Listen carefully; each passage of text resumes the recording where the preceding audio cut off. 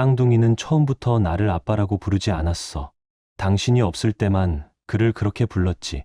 그녀는 미소를 지으며 말했다. 그 미소엔 따뜻함이 없었다. 18년간 쌓아온 모든 것이 단 한순간 눈앞에서 무너졌다. 가족, 사랑, 믿음, 그리고 진실이라고 믿었던 것들. 하지만 그는 분노하지 않았다. 눈물도 소리도 없었다. 대신 그는 조용히 문을 닫았다. 그리고 모든 설계를 다시 시작했다. 이 이야기는 단순한 불륜 이야기가 아니다. 이건 철저히 부서지고 다시 설계되며 마지막엔 모든 것을 무너뜨린 한 남자의 복수 건축이다. 그리고 당신은 이 복수의 첫 벽돌이 놓이던 순간에 이제 막 발을 들였다. 한태준의 아내는 그의 친동생과 바람이 났다. 그는 이 사실을 받아들이는데 시간이 오래 걸리지 않았다. 아이들은 이제 그를 미워했다. 그리고 얼마 전 그들은 돈을 요구했다. 그는 조용히 모든 지원을 끊었다. 눈발이 창밖으로 흩날리며 천천히 내려앉았다. 서울 서초구 고급 주택가에 자리 잡은 한태준의 서재 창문 너머로 눈은 조용히 배경을 채워주고 있었다. 그는 마호가니 책상 위에 펼쳐진 도시문화센터 설계도를 바라보며 펜을 들고 마지막 수정을 하고 있었다. 이 프로젝트는 서울 구도심을 다시 숨쉬게 만들겠다는 그의 사명과 지금까지 쌓아온 건축가로서의 철학혁신, 지속가능성, 그리고 공동체를 향한 책임을 모두 담고 있었다. 45세 한태준은 이미 업계에서 가장 신뢰받는 도시건축가 중 한 명이었다. 그가 세운 건축사무소, 태건건축은 그의 이름을 따서 불리고 있었고 그 자체가 그의 비전과 철학을 반영하는 상징이 되었다. 아래층 거실에서는 설 연휴를 맞아 가족들이 분주하게 움직이고 있었고 TV에서는 명절 특집 음악이 흐르고 쌍둥이 형제의 장난 섞인 목소리가 올라왔다. 아빠! 민준이가 또 좋은 장식 다 차지했어요. 아니야. 너 키 작아서 위에 못 타는 거잖아. 태주는 익숙한 손놀림으로 설계도를 말았다. 금방 내려갈게. 그의 낮고 단단한 목소리에 아래의 다툼은 바로 잠잠해졌다. 15살인 쌍둥이는 전반적으로 모범적인 아이들이었다. 성적도 좋고 학교 활동도 열심히 참여하고 별탈 없이 잘 자라고 있었다. 아이들이 자신과 전혀 닮지 않았다는 사실에 대해 그는 예전부터 미연의 유전자가 강한가 보다라며 넘겨왔다. 계단을 내려가며 태주는 거실 풍경을 천천히 살펴보았다. 천장이 높은 거실 한복판에는 12자 높이의 대형 소나무 장식이 놓여 있었고 그 위에는 고급 유리 장식과 아이들이 초등학교 시절 만든 손수 장식품들이 뒤섞여 걸려 있었다. 지우는 의자 위에 아슬아슬하게 올라가 있었고 민주는 아래에서 장식품 상자를 정리하고 있었다. 위에 타는 게 어려워? 태준이 다가가며 물었다. 답을 기다리지도 않고 그는 섬세한 유리별 장식 하나를 집어들었다.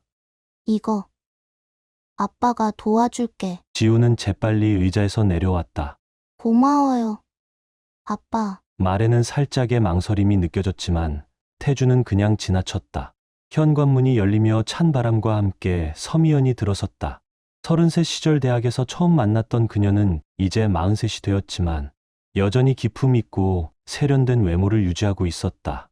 그녀는 몇 개의 쇼핑백을 들고 있었고 아마도 연휴 손님 맞이용 준비물일 것이다. 태준 씨, 그녀는 건조하게 고개를 끄덕였다. 케이터링 업체가 1시간 뒤에 도착할 거예요. 서재문은 잠갔죠? 벌써 했어. 그가 대답했지만 그녀는 그 말을 끝까지 듣기도 전에 돌아섰다. 결혼 18년 차. 태주는 이미 서미연의 효율적이고 때로는 차가운 태도에 익숙해져 있었다. 그녀는 집안의 부동산 투자와 관리를 담당하고 있었고 그 일에도 사람에도 항상 계산적이었다. 현관 초인종이 울리자 민준이 잽싸게 달려가 문을 열었다. 문이 열리자 한지훈이 들어섰다. 찬바람과 함께 비싼 향수 냄새가 집 안에 퍼졌다. 한태준의 친동생 한지훈. 그는 어릴 적부터 늘 형과는 다른 길을 선택했다. 건축가였던 아버지의 뜻을 따라간 태준과 달리 지훈은 미술의 길을 택해 지금은 서울에서 가장 잘 나가는 현대 예술 갤러리의 대표로 자리 잡고 있었다. 내가 제일 좋아하는 조카들이네. 지훈은 두 아이를 양팔로 끌어안았다. 그 포옹은 미묘하게 오래 이어졌고 태주는 그 장면을 조용히 바라보았다.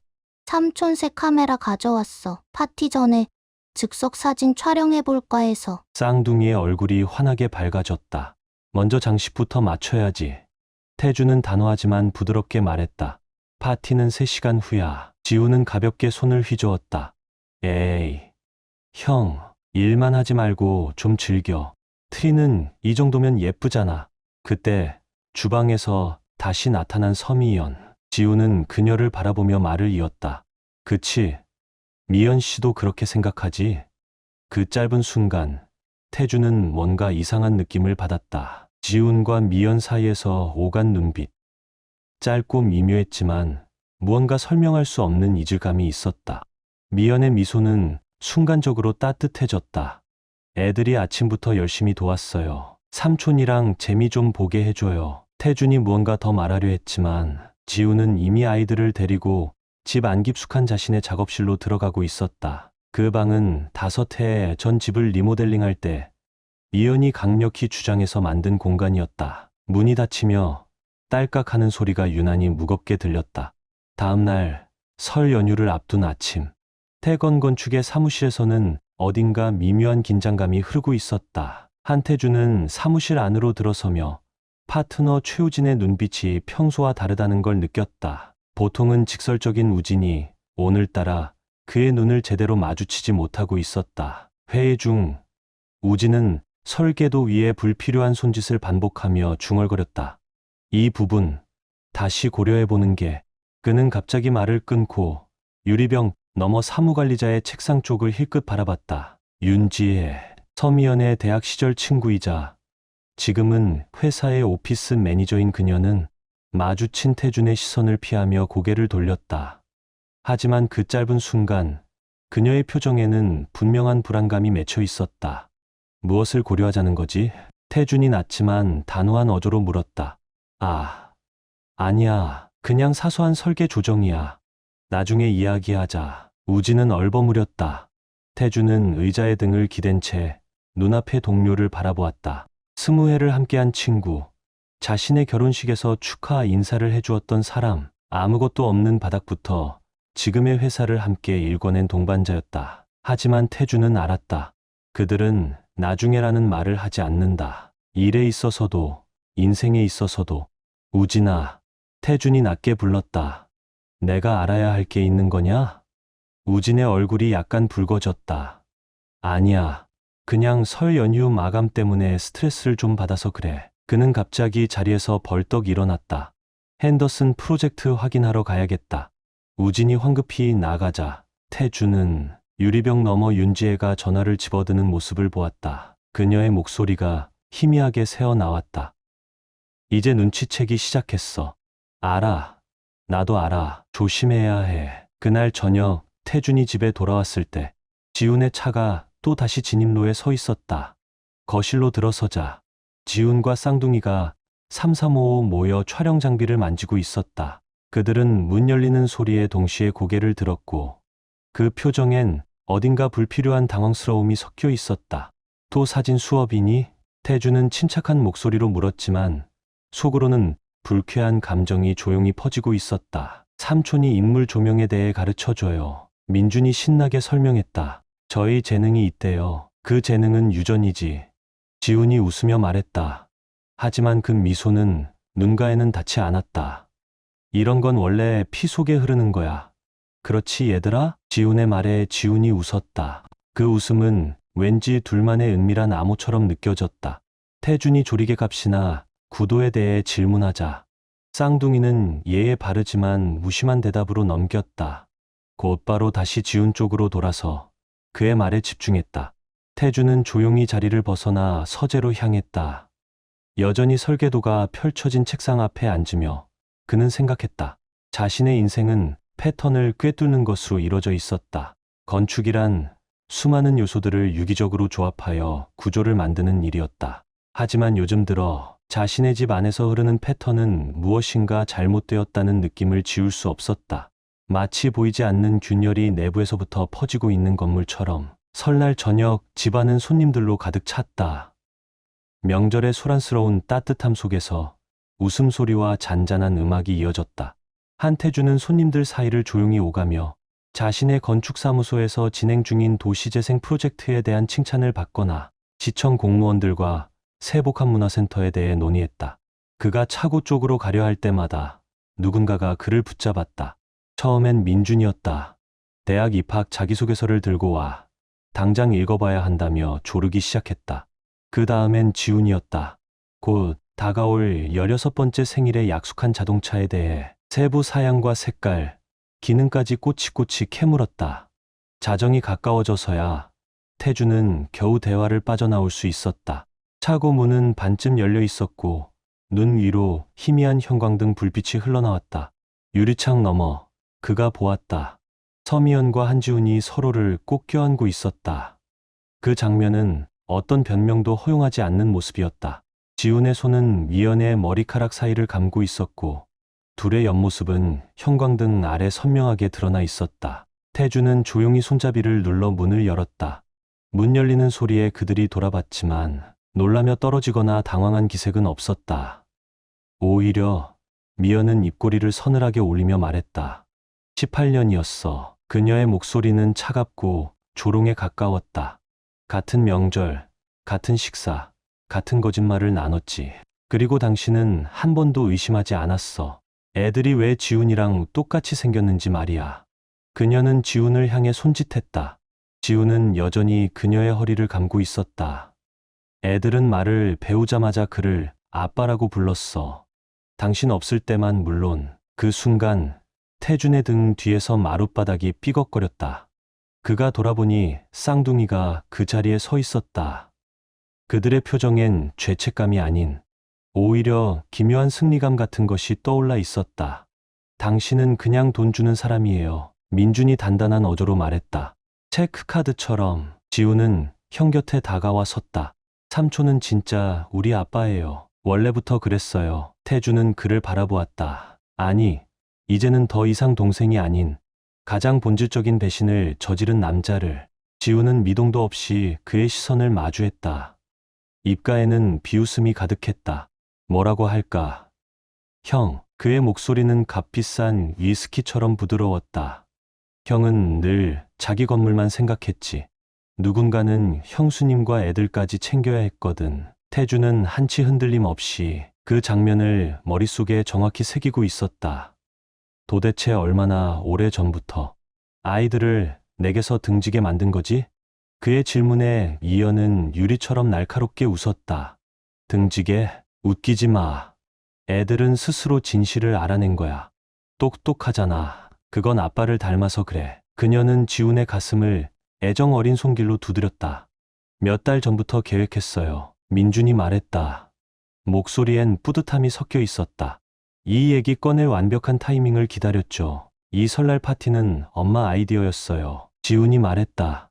명절 분위기에 잘 어울릴 거라면서요. 태주는 그들의 말 하나하나, 몸짓 하나하나, 그리고 얼굴에 번진 우월감 가득한 표정까지 전부 조용히 받아들였다. 그의 얼굴은 아무런 감정도 드러내지 않았다.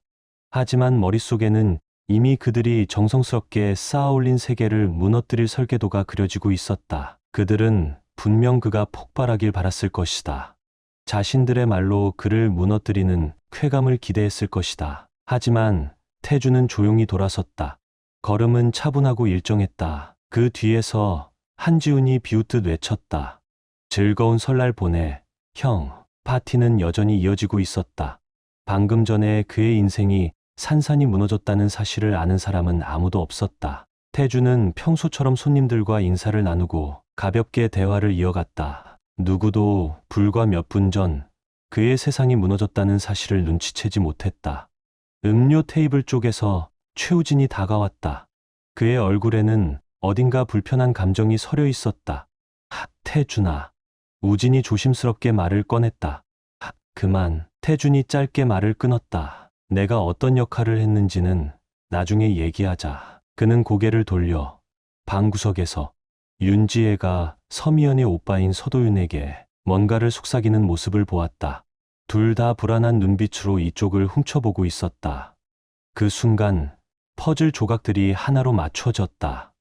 이 거짓말의 연결망이 얼마나 넓었는지, 도대체 몇 명이나 이걸 알고 있었던 걸까? 몇 명이나 그를 오랫동안 바보로 만들고 웃고 있었던 걸까? 마지막 손님이 떠난 뒤 태주는 서재 창가에 서서 눈 덮인 정원을 내려다보았다.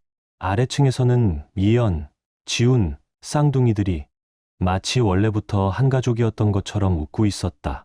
그들의 웃음소리는 조용한 집 안을 울렸다. 그 표정 봤어? 민준의 목소리엔 15살 치곤 너무 어린아이 같은 기쁨이 섞여 있었다. 그래도 한 소리쯤 할 줄 알았는데. 지훈이 실망한 듯 말했다. 그게 우리 아빠잖아. 항상 피하기만 하잖아. 지훈이 말했다. 걱정 마. 애들아, 저 인간은 또 일에 파묻혀. 아무 일도 없던 것처럼 살 테니까 돈만 잘 나오면 그만이잖아. 미연의 말에 또 한 번 웃음이 터졌다. 태주는 창문에 비친 자신의 모습을 바라보았다. 표정 하나 흐트러지지 않았다. 그래, 날 약하게 보라고. 너희 계획이 완벽하게 통했다고 믿으라고. 하지만 넌 지금 아무것도 모르는 거야. 그의 머릿속에는 건물이 아닌 복수의 설계도가 또렷이 자리 잡고 있었다. 지훈과 미연이 소중히 여기는 모든 것을 무너뜨릴 계획.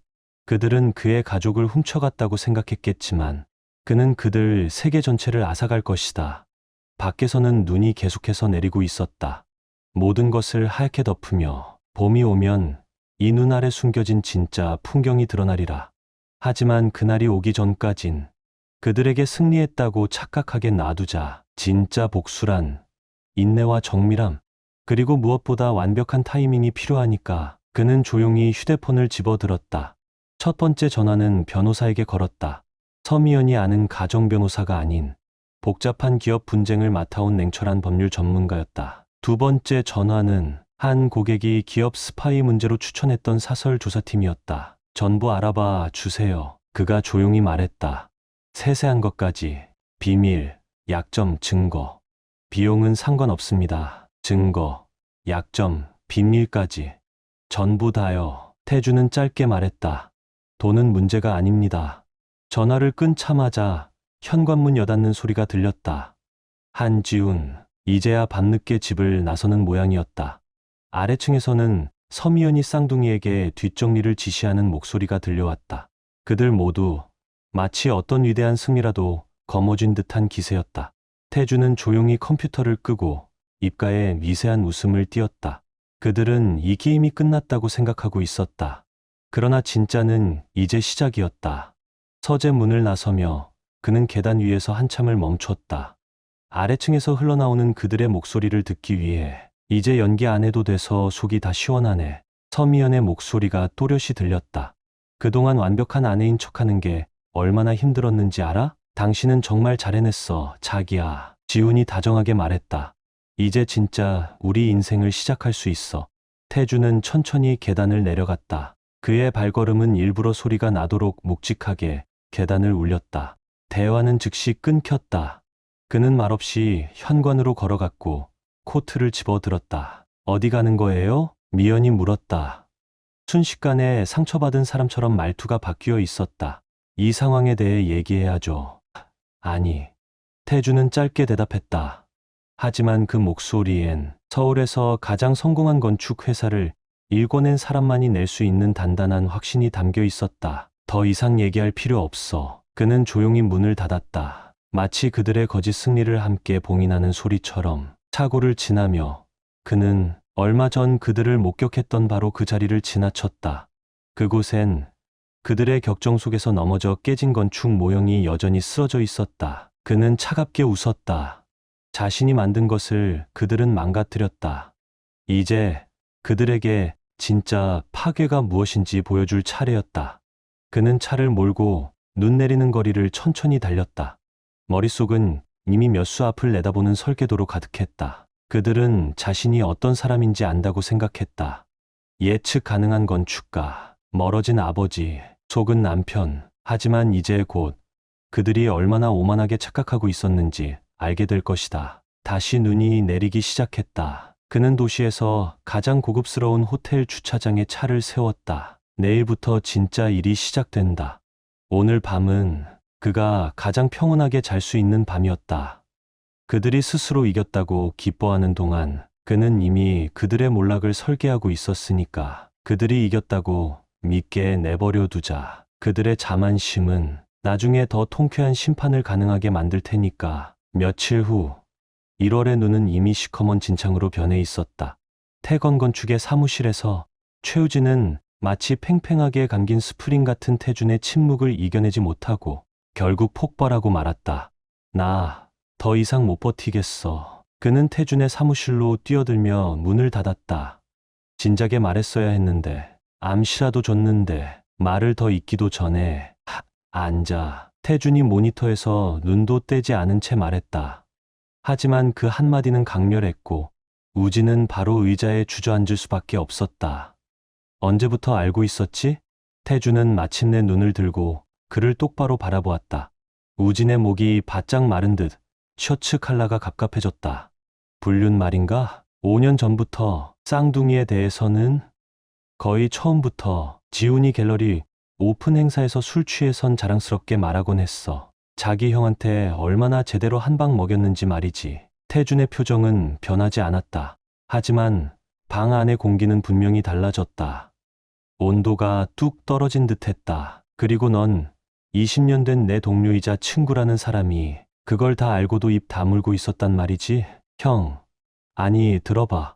우리 주변 절반은 이미 다 알고 있었어. 윤지혜는 수년간 미연의 흔적을 지워줬고 출장이라고 했던 부동산 답사 전부 지훈이랑 같이 갔던 거야. 서도윤까지 협조하고 있었고 그 녀석은 심지어 이렇게 말했어. 그 사람은 일에만 빠져 살았으니 당해도 싸다고. 태준의 손가락이 키보드를 조용히 두드렸다. 모든 입력은 의도적이고 정확했다. 계속 말해봐. 지훈은 이걸 몇 달 전부터 계획하고 있었어. 이미 여기저기 말하고 다녀. 자기 갤러리를 우리 상업 디자인 부서랑 합친다고. 형이 너무 충격받아서 제대로 대응도 못할 거라더라. 우진은 머리카락을 헝클이며 한숨을 쉬었다. 요즘은 우리 주요 고객들한테 직접 접근하고 있어. 건물, 미적 요소를 전문 갤러리 컨설턴트가 관리해주면 어떻겠냐며 새로운 통합 디자인 제안을 하더라고. 태준의 입가에 미세한 웃음이 떠올랐다. 이제 와서 이렇게 다 털어놓기 참 편하구나. 태준아. 미안해. 정말 진작에 말했어야 했는데. 그래. 태준이 말을 끊었다. 말했어야지. 이제 그만 나가봐. 그게 다야? 아무 말도 안 해? 말했잖아. 그게 전부라고. 우진이 나가자 태준은 이메일을 열었다. 첫 번째 메일은 사설 조사팀의 예비 보고서였다.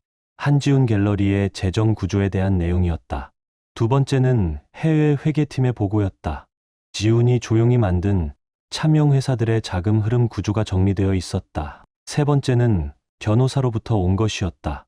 자신의 친환경 건축 특허들을 보호 신탁으로 이전하는 절차가 정상적으로 진행 중이라는 확인이었다. 좋아.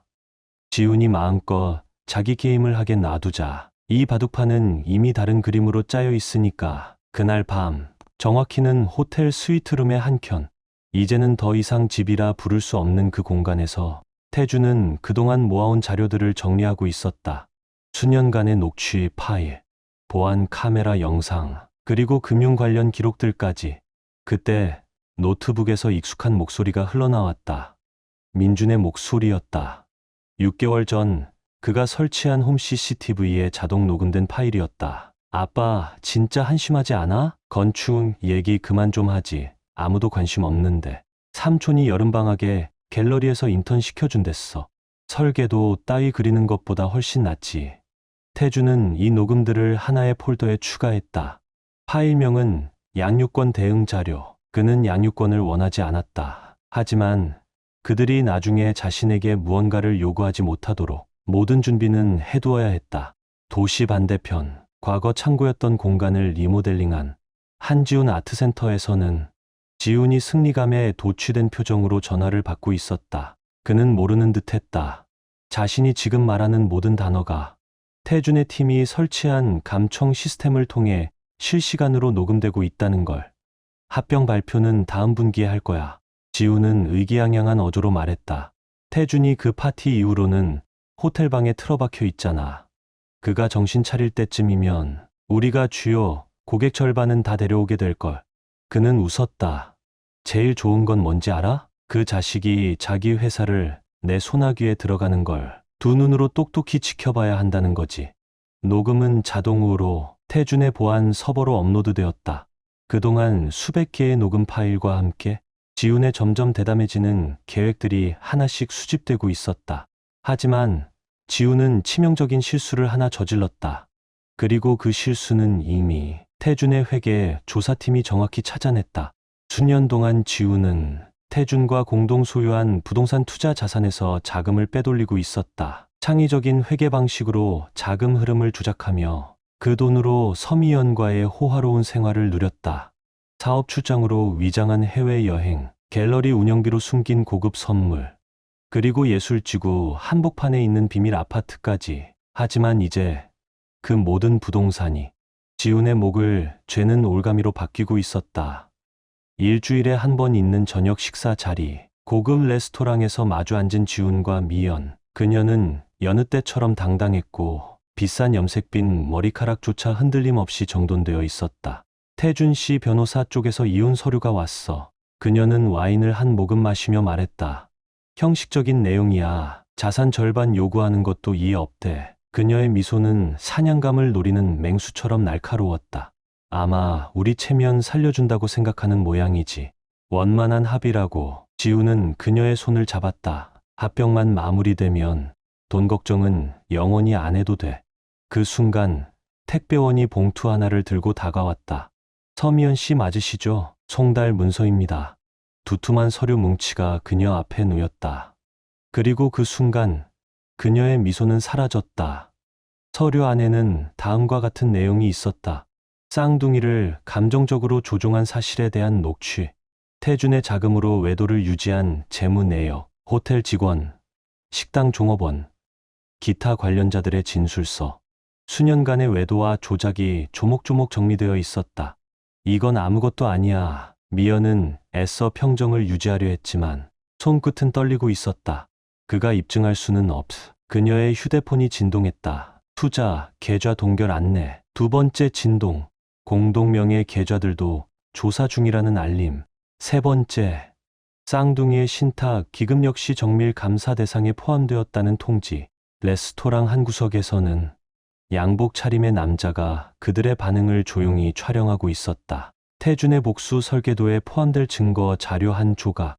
다음 날 아침, 지훈이 갤러리에 도착하자 갤러리 내 가장 값비싼 작품들을 살펴보는 구매자들이 눈에 들어왔다. 비서가 떨리는 손으로 서류를 들고 그에게 다가왔다. 공동 소유 부동산 관련 건입니다. 현재 매각 절차가 진행 중이에요. 뭐라고? 내가 승인한 적 없어. 양측 서명 다 있습니다. 비서는 똑바로 쳐다보지 못한 채 대답했다. 지훈은 서류를 넘기며 얼굴이 점점 굳어갔다. 서류 안에 있는 차명회사 이름들이 눈에 익었다. 모든 자금 흐름이 태준으로 이어지고 있었다. 매각 구조상 지훈은 지분을 팔 수밖에 없는 구조였고 구매자는 태준이 만들어 놓은 위장 회사들 뿐.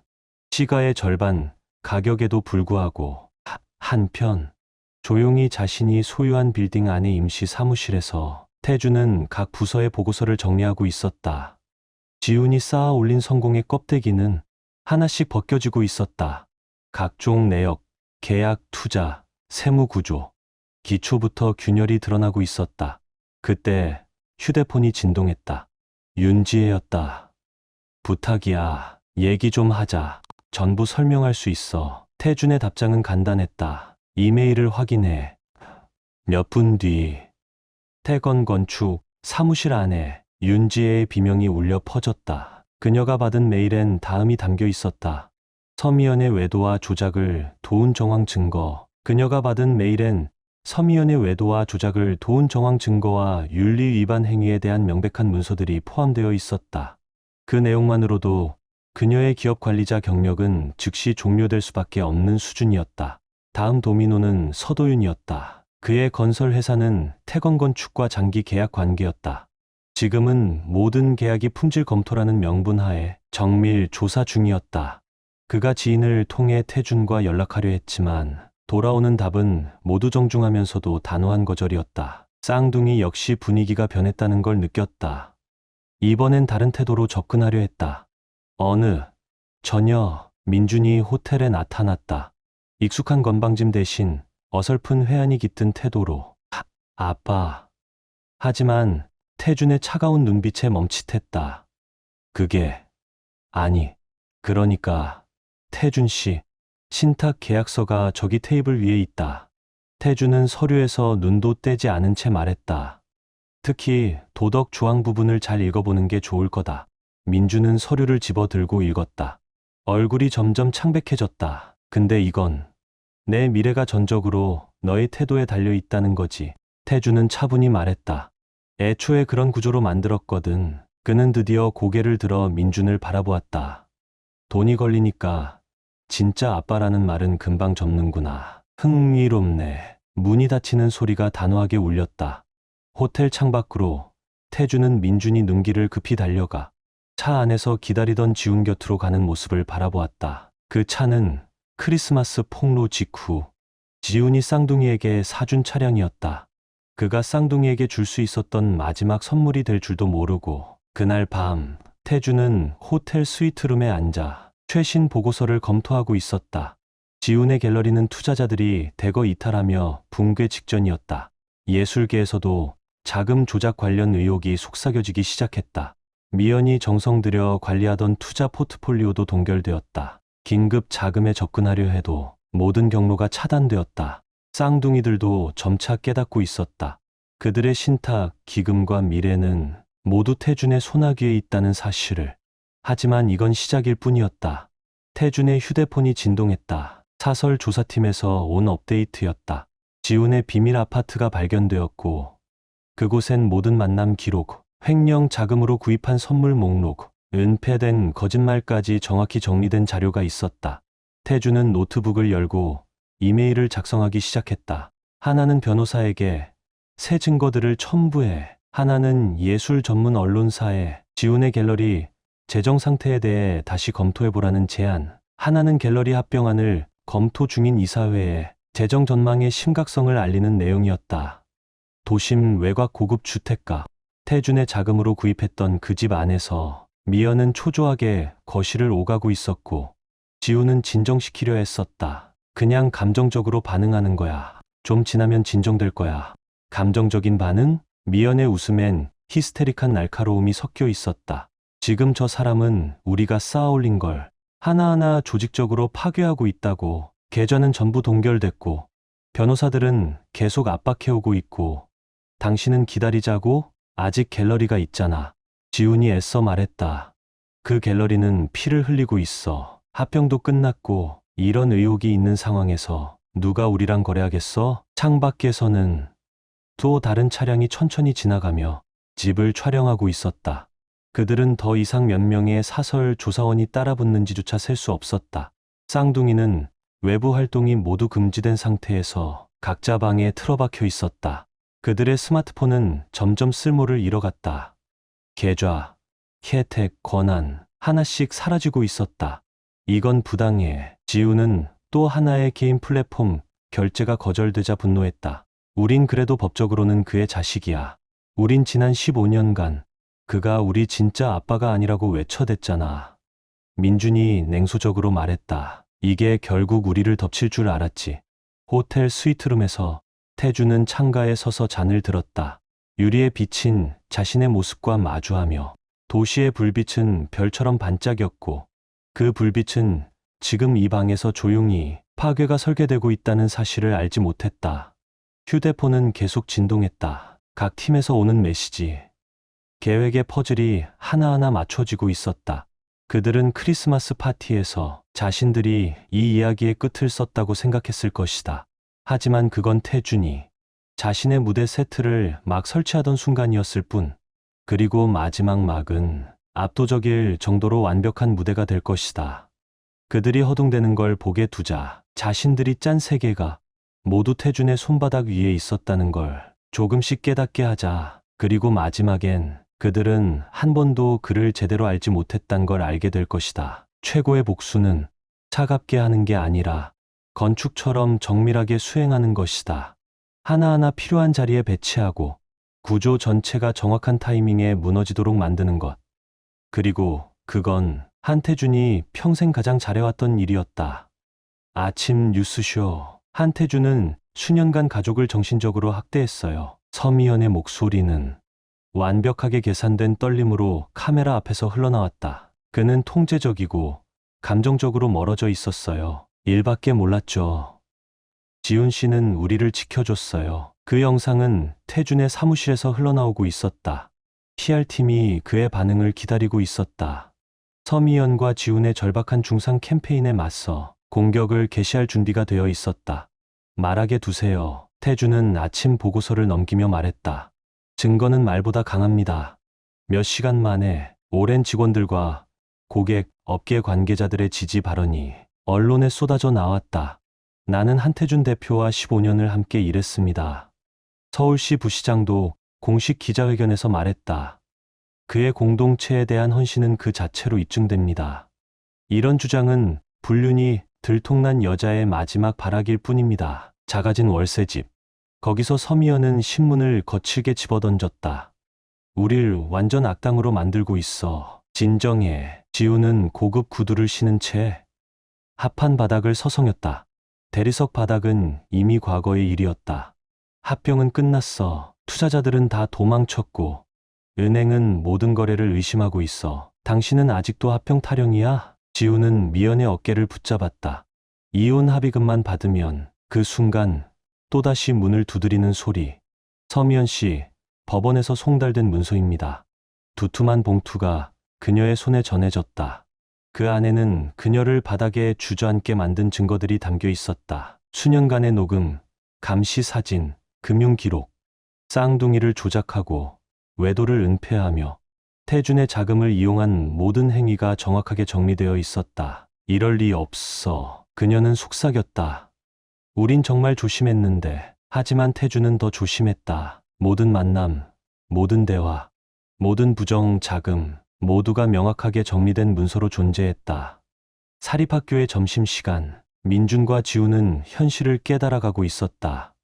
비즈니스 상 태준과 연결된 학부모들이 자녀들에게 조용히 말했다. 그런 애들과는 어울리지 마라. 뭔가 조치를 취해야 해. 지우는 또 다른 점심 테이블이 그들에게 등을 돌리는 걸 보며 중얼거렸다. 이미 했었잖아. 민준은 냉소적으로 말했다. 호텔 갔을 때 기억 안 나? 신탁 계약서 도덕 조항만 보여주고 말더라. 진짜 아빠라는 사람은 우리를 제대로 먹여 살릴 능력도 없대. 며칠 후 태준의 사무실. 정중하게 봉인된 사과 편지가 도착했다. 쌍둥이가 연습한 대본처럼 쓴 글이었다. 답장은 USB 하나였다. 그 안에는 다음과 같은 그들의 목소리가 있었다. 아빠 진짜 한심하다. 삼촌이 그러던데. 이제 걔랑 연기 안 해도 된대. 다시는 걔 얼굴 안 봤으면 좋겠어. 쌍둥이의 신탁, 기금은 원래 대학교 등록금과 자립 자금으로 설정되어 있었다. 지금은 전액 부모 이간화 피해 청소년 지원재단에 재지정되었다. 지훈의 갤러리, 이젠 껍데기만 남은 그 공간은 실사팀의 철저한 감사를 받고 있었다. 포터 씨, 러드스카일 컬렉션이 작품 철수 결정했습니다. 그리고 천 전시회도 취소되었습니다. 그의 비서는 문 앞에서 망설였다. 지우는 남은 몇 안 되는 명품 가죽 의자에 힘없이 주저앉았다. 휴대폰이 또 울렸다. 또 다른 투자자 이탈, 또 다른 고객 이탈, 또 하나의 평판이 무너졌다. 한때 비전을 가진 예술 딜러로 찬사받던 그는 이제 사기꾼, 횡령범, 배신자로 회자되었다. 당신이 책임진다며 그랬잖아. 서미연의 비명, 그들의 싸움은 이제 매일같이 이어지고 있었다. 그녀는 자신의 자산을 정리해 갤러리 확장에 몰빵했었다. 태준을 이길 것이라 믿고. 하지만 이젠 그 모든 것이 연기처럼 흩어지고 있었다. 이혼 소송 결과 봤어? 집, 투자, 내 부동산 포트폴리오까지 전부 가져갔어. 판결은 명확했다. 서미연의 불륜, 금전 남용, 감정 조작에 대한 태준의 문서화된 증거는 어떤 동정도 허락하지 않았다. 세월이 흘렀다. 3년 후, 태건 건축은 2배로 성장했지만 태준의 사무실은 예전 그대로였다. 그의 내면과 흔들림 없는 원칙을 상징하는 공간이었다. 도심 복합문화센터는 완공되어 국제적인 친환경 디자인상을 수상했다. 그의 새 펜트하우스 창밖으론 한때 지운 갤러리가 있던 건물이 보였다. 지금은 인기 레스토랑으로 바뀌었다.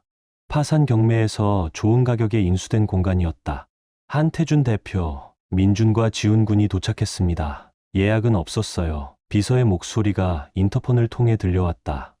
보안 카메라 화면에는 로비에 서 있는 두 사람이 잡혀 있었다. 한때 입던 디자이너 옷도 자신만만한 태도도 사라진 채 3년간의 전문대 생활, 등록금을 벌기 위해 아르바이트로 채운 날들이 쌍둥이를 많이 바꿔놓은 듯했다. 보안팀의 말에서 돌려보내 태주는 단호하게 말했다. 이제 그들도 알게 될 것이다. 거절당하는 감정이 어떤지, 누군가의 인생에서 더는 환영받지 못하는 존재가 된다는 게 어떤 느낌인지. 그날 저녁, 태주는 새 국제 프로젝트의 최종 설계 도면을 검토하고 있었다. 화면에 알림이 떴다. 한지훈이 파산 신청을 했다. 예술계로의 재기를 꿈꿨던 마지막 시도는 그의 과거가 남긴 거짓말과 조작의 무게 아래 산산조각 났다. 서미연은 외곽의 작은 부동산 중개소에서 일하고 있었다. 초보자용 소형 아파트를 소개하며 자신이 꾸며왔던 완벽한 외모는 흐트러져 있었고 자신감 넘치던 미소는 절박한 수수료 욕심으로 바뀌어 있었다. 휴대폰에 메시지가 떴다. 김지원이었다. 지난 1년간 함께했던 구조 엔지니어. 그녀는 태준의 집중력과 정밀함을 이해해 주었고 서로의 존중과 진정성으로 관계를 다져왔다. 오늘 저녁 어때요? 국제건축 박람회 선정되셨다며 축하드려요. 태주는 미소 지으며 답장을 보냈다. 그 전시는 과거 지훈이 갤러리 대표 시절 가장 자랑스러워하던 전시가 열렸던 장소와 같았다. 인생은 종종 완벽하게 순환하는 법이었다. 펜트하우스 창밖, 도시는 점점 어둠 속에서 빛을 뿜기 시작했다. 태준의 제국은 단순히 생존한 것이 아니었다. 그 어떤 공격보다도 강하게 성장해 있었다. 그가 설계했던 복합문화센터는 도시 재생의 상징으로 자리 잡았고 지속 가능성과 공동체의 회복을 상징하는 이정표가 되었다. 그를 배신한 이들은 거짓과 욕망으로 삶을 쌓았다. 그들은 자신이 만든 것을 훔칠 수 있다고 믿었다. 그러나 진정한 성공은 진짜 건축이 그렇듯 정직함과 기본의 충실함 위에 세워져야 한다. 엘리베이터가 딩 하고 울렸고 김지원이 샴페인과 두 잔의 유리컵을 들고 펜트하우스에 들어섰다. 그녀의 미소는 따뜻하고 진심이었다. 새로운 토대에 건배해요. 그녀는 샴페인을 따르며 말했다. 태주는 잔을 들며 생각했다. 무너진 토대들, 지훈의 갤러리, 미연의 사회적 지위, 쌍둥이의 신탁 기금, 그리고 그 자리에 자신이 새로 쌓아 올린 것들. 오래 남을 걸 짓자고요. 그가 잔을 들었다. 창밖으론 도시가 펼쳐져 있었다. 정밀한 설계와 신중한 실행이 만든 결과물. 내일이면 또다시 유산을 쌓아갈 테지만 오늘 밤만은 조용한 만족감 속에서 머물기로 했다. 때론 최고의 복수는 그저 더 나은 삶을 살아내는 것이다. 파산 소식도 미연의 몰락도 태준에게는 더 이상 기쁨이 아니었다. 그는 이미 그런 감정을 넘어서 있었다. 자신의 복수는 단순한 응징이 아니라 건축가답게 설계하고 완성한 결과였다. 누군가는 그것을 차갑다고 혹은 잔인하다고 말할지도 모른다. 하지만 태주는 알고 있었다. 자신은 단지 허상 위에 세워진 구조의 본질을 드러냈을 뿐이라는 것을. 무너짐은 이미 예고된 것이었고 그는 그 시기를 조율했을 뿐이었다. 서재 한쪽, 오직 하나 남은 모형이 자리하고 있었다.